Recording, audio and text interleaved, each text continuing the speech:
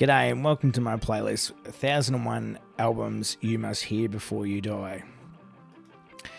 This playlist and the albums in it are based on the 6 books that have been released under that name. The first one was released in 2005 and the last one was released in 2021.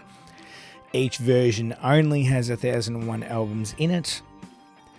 To make way for new albums, they remove some from the first version and add albums to the newer version. The 1001 albumsgenerator.com is where I receive my album per day. So rather than buying all of the books or going through all that and going through starting at the 50s and working my way through to 2005 if it was the first book, rather than doing that, I've gone to the 1001 albumsgenerator.com and I'll sign up to that, and it randomly assigns an album per day.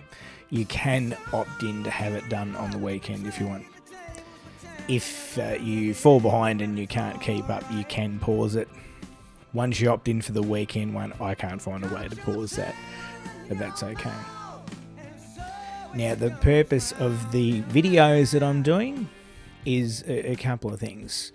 Is to serve as a way of giving you an idea of what's in the album. So I do listen to them a few times all the way through, but when I record the video reviewing, I actually record sometimes the whole song, other times 3/4 of the song, but by the time I edit it, it's nowhere near that amount of the song. It's less than half of each song. And what I've attempted to do, I think I've succeeded at, is edit down. So each song has, verses and chorus. So if, there's, 3 or 4 verses, I might cut it down to 2.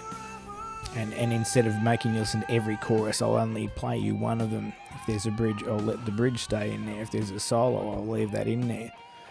And then if after all of that, it returns back to the verses and the chorus, that's where I'll end playing the song. Then it's like we're listening together.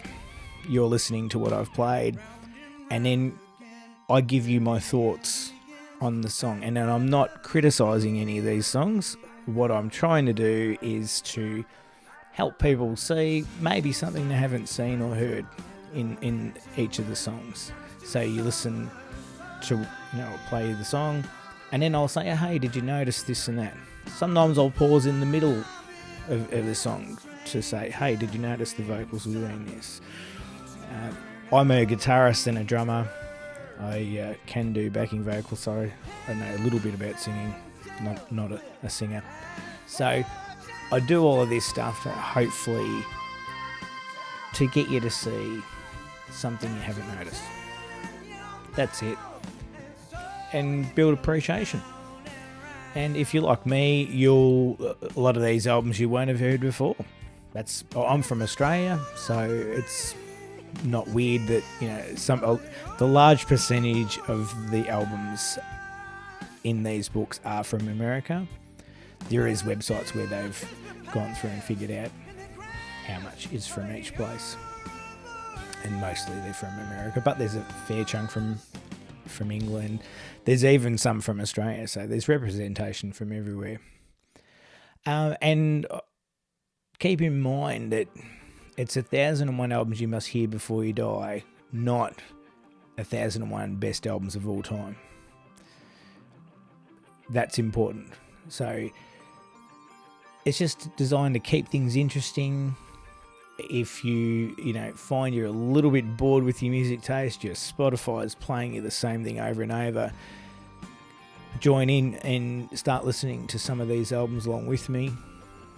And if you've got any questions about the actual 1001 albums generator or anything I've just mentioned, please put it in this video, the comments of this video. If you've got questions about any of the albums, of course, put your questions in the appropriate video and I'll get back to you as soon as I can. And yeah, that's it. So welcome aboard. Hope you enjoy. Have fun.